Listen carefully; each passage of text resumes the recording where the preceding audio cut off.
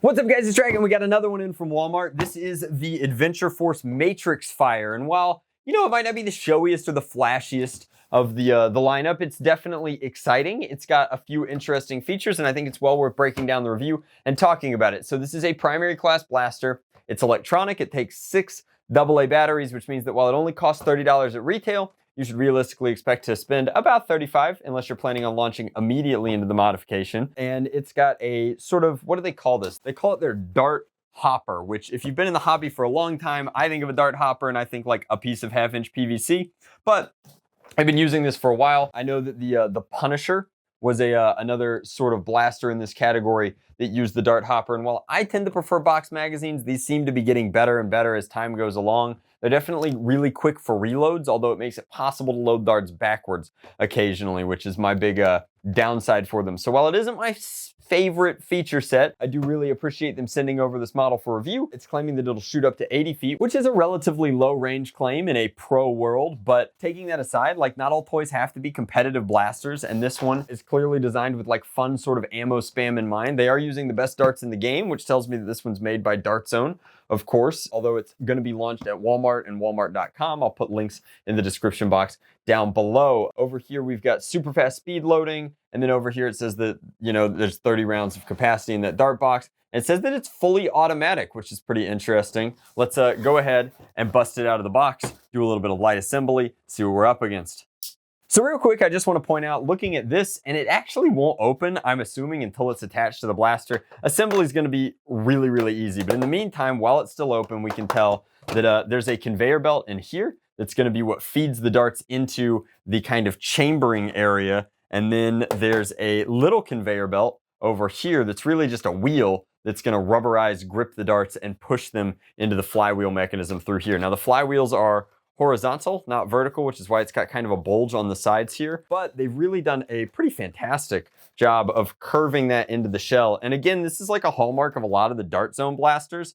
In an effort to sort of save costs, they seem to be just abandoning paint entirely. And I'm not entirely opposed to that. I would prefer some paint on my blasters, but if you look, like the combination of different overmolded pieces and stuff where you really create contrast and discrepancy by adding parts to it in contrasting colors is actually quite nice. Ooh.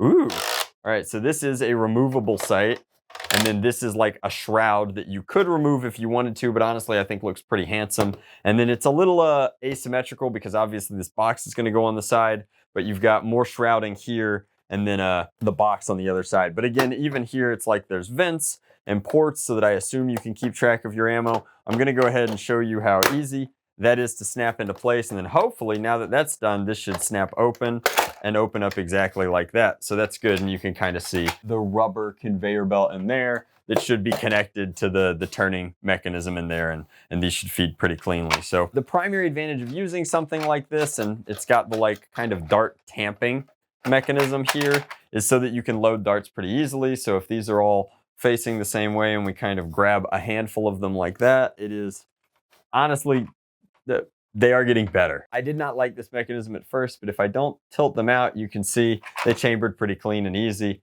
I can do the same thing here, yet another handful. I've actually got them in reverse, so I'll put them in like that. And maybe it's just the way that the tips are weighted, but it seems like they're pretty level in there. So we'll, you know, throw a few more in, then we'll close it. Doesn't have to be loaded all the way. Battery tray looks like it's located in the back here. Let's grab 6 fresh AA's. Pop this out, pop those in. All right, so this foregrip has a detent in it and is not a permanently affixed foregrip. Now, the good thing about that is depending upon how long your arms are, you can choose where you want it to be on here. But I will tell you. Okay, so if you push it all the way forward, it's fine. If you came in from the other side, you can't. So just don't pull backwards on it, really. If you try to prime it, it's just gonna fall right off. That said, we've got one rev switch, which starts the revving sequence, and then we have the firing mechanism. So rev is just flywheels, and firing is gonna be, you know, both conveyor belts. So.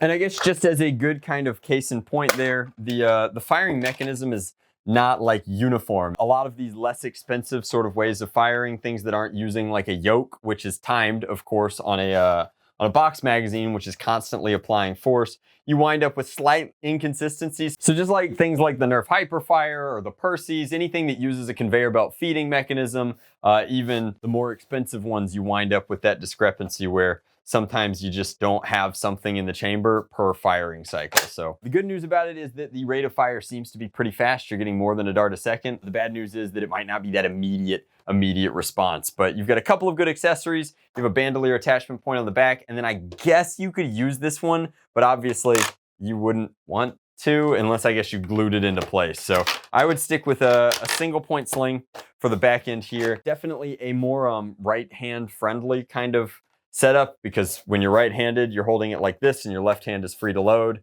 If you're left-handed, you have to reach over the blaster to get into it. So it's certainly not as ambi as other designs, but with range claims up to 80 feet, to pass final judgment, we're gonna have to put it over the chronograph and put a few down range. Let's go. Whew. All right, guys, so we're out here with the Matrixfire. We've got it fully loaded up. I believe we've got it fully loaded up with the Traditionale waffle darts. Those are pretty common for the Dart Zone-based Adventure Force blasters, at least. They also tend to be pretty decent darts, so hopefully we get good performance out of this. Flywheels, like I said, are horizontal, which means that between the waffle tips and the flywheel orientation, these should be pretty straight shots. We'll see how it goes. Let's put a couple over the chronograph. Jinx is chasing a chipmunk down a hole, apparently. Good job, Jinx. Whoa! The rate of fire was pretty Johnny on the spot there. So that was 73, 79, 92. If it doesn't have enough time to rest between shots, it drops into the 60s. So 60s, high 60s would be elite standard performance. It seems like the single shots are definitely superior, which is to be expected using similar motor profiles and what have you, along with similar flywheels. The fact that this guy is powered by 6 AA batteries instead of the traditional 4 means that it should be performing a little bit better. Let's see what we got left in the hopper. It looks like we have a few to send down range, certainly like 1 in the chamber and then probably about 10 left. Hard to say. There's not a lot of ways to tell how many darts you have inside when you're looking through this, and then there's of course nothing here. It would be great to have little cutouts in the future where you could tell sort of what you've got left, how much drank in the tank, but let's put a few downrange, see how that is. They are relatively, Jinx, that's not for you, not for Jinx. They're relatively straight shots, flat shots coming in at, so the single shots are much better than the full auto shots. Single shots are, you know, hitting about 50 feet. The full auto shots are barely breaking the fence and in fact hitting the fence, which means that they'd be about 40 foot, 35 foot shots. Not the most impressive for that FPS. Let's angle it a little. And I mean, the angled shots are quite good. I'm just constantly impressed by how much of a straight shooter these waffle head darts are. And it looks like I do only have 1 left, but everything is so much nicer than the market standard.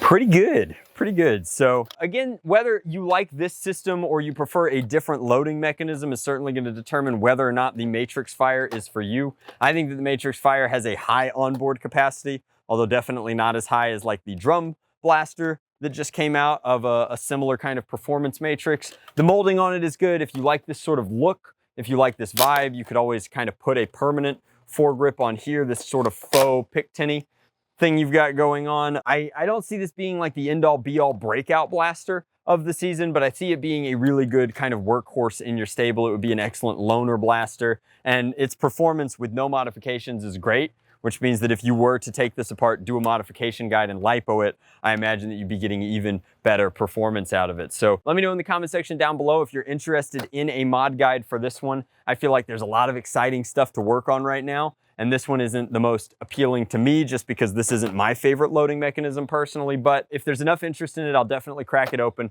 show you how it works. I think you're gonna have to be very delicate with the feeding mechanism because anything that improves the voltage delivered to these the flywheel system, unless you separate it completely, is also going to affect the voltage delivered to the feeding system. So you might wind up with faster shots, but you also might wind up with like brrr, Hyperfire-esque kind of dart hose energy. That's it. Thank you guys so very much for watching. Let me know what you think of it in the comments, and if you're interested in a mod guide, much love. Blast on, Drac out.